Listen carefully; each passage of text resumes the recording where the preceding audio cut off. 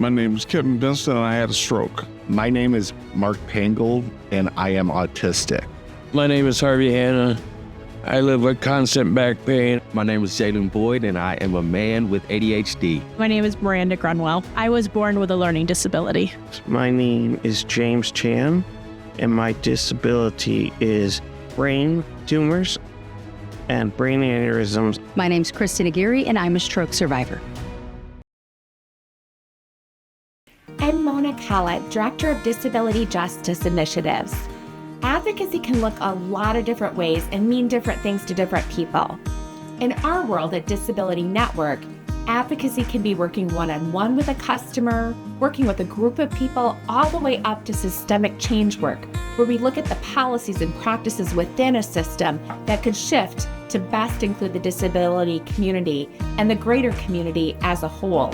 My name is Sarah. I work at Disability Network. I am a community specialist, community resource specialist, and I also facilitate 2 support groups.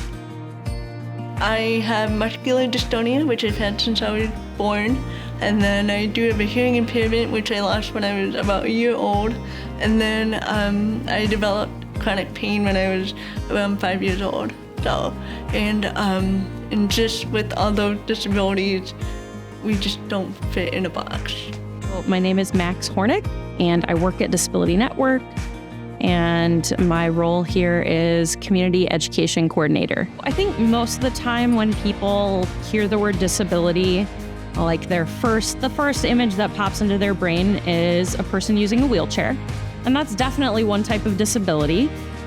But the reality is the majority of disabilities are what we call non-apparent, meaning you can't tell the person has a disability just by looking at them. And so for myself, I have a few non-apparent disabilities. So I'm autistic and I have PTSD and migraines. And so most of the time when people interact with me, they have no idea that I have a disability because you can't really tell just by looking at me. But disability is really diverse. So it's important to keep in mind most of the time when you're interacting with a disabled person, you won't know just by looking at them. I think it's important for people to know that disabilities happen at different times in life. Somebody like myself was born with a disability, and then at the age of 30, I had a stroke and acquired another disability. And life still went on. Life looked a little bit different, but with the support of our great community, I was still able to be active in our community and do everything I needed to. I'm Jackie Curtis with Disability Network Southwest Michigan, and I'm the Director of Advocacy and Independent Living Services.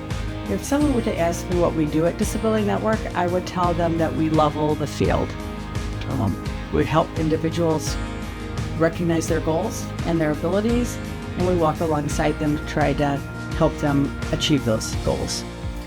What the general public doesn't realize often is that people want the same things. People want to have secure housing. People want to have food. People want to have friends, family. They want to have jobs. They want to have transportation. They want to be able to go where they want to go and do what they want to do. People with disabilities want those same things too.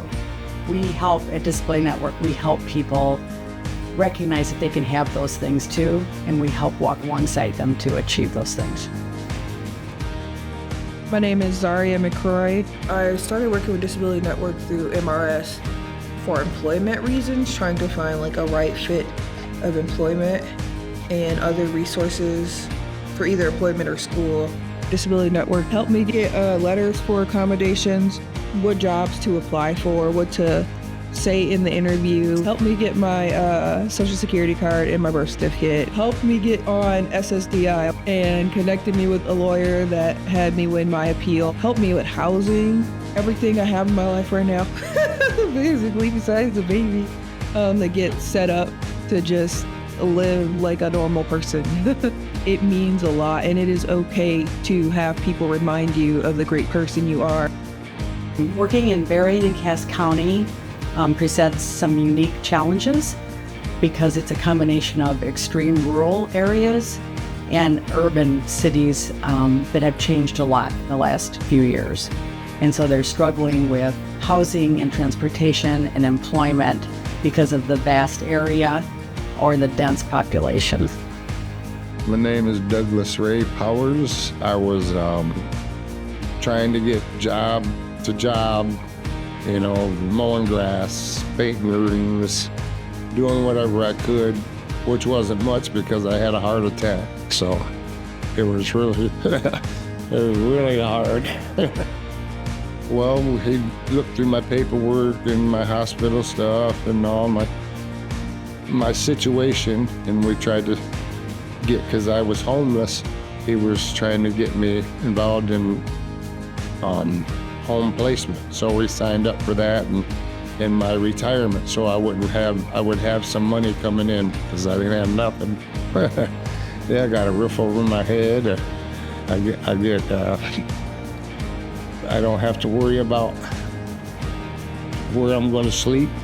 I didn't even know there was a network, and it was like a blessing to me. I didn't know how I wouldn't know how to go and start that stuff myself. If there, you know, a program, I'd probably still be out there in the street. Well, I think disability impacts everyone in such a different way, and that getting it out there allows people to feel comfortable with these conversations. Because I know when I first acquired my disability, it was so foreign to me that like having a conversation about it with people who didn't have disabilities was difficult. But then when I found my people, other people with disabilities, it was so easy to just relate and talk about each of our experiences. And I think having that open dialogue really allows people to feel comfortable with each other. My name is Arias Cruz. I have Ehlers-Danlos syndrome and postular orthostatic tachycardia. Disability doesn't fit in a box, one, because it's always able to change. My condition specifically is degenerative, so over time, as I grow older, my ligaments will worsen. Disabilities can also be mental illness related. I struggle with bipolar disorder as well as ADHD. I consider those both to be disabilities, and those impact my life on a day-to-day basis as well, just as much as my physical disabilities do. So my name is Abby Turner, and I have Ehlers-Danlos syndrome and dysautonomia, which causes a lot of issues with my heart rate and blood pressure and chronic pain and a lot of joint instability. I feel like a lot of people are kind of like hesitant to even like say they're like bring it up, but the reality is like 25% of the American population is disabled. We're the largest minority in our country, and it really, the more you talk about it, the more normalized it gets, and so the more things become easily accessible without everyone having to like fight for that accessibility. And that's one of the most important things, is just normalizing it, because it is normal. Well, I love the D-Word campaign because it really just allows people to fly their disability flag. For me, I didn't really know how to do that until I came to Disability Network, and everyone was just so open and talking freely. I mean, I think I told you my first day, it was so healthy for me to be like, you know what, I have a migraine because of my brain injury, and everyone's like, oh yeah, take the day, no big deal. I've never worked in an environment like that before, and it's so healthy and inspiring, and I think the campaign kind of did that for everybody. Disabled is not a bad word, and seeing other people in the community embrace that as well was really refreshing. I really appreciate Disability Network coming through. They're able to help me with those resources that I might not have, or able to find new ones. I think one of the biggest things that Disability Network does is create community for disabled people. That was something I didn't have before coming to Disability Network, which is so important. Plus, you guys have so many good resources, which is like so helpful as navigating the world as a disabled person. I think the Disability Network allows people to feel seen, and it inspires other people with disabilities to come out and just live the life that they want to live instead of being shut in and scared to live that life. Disability Disability. is not a bad word.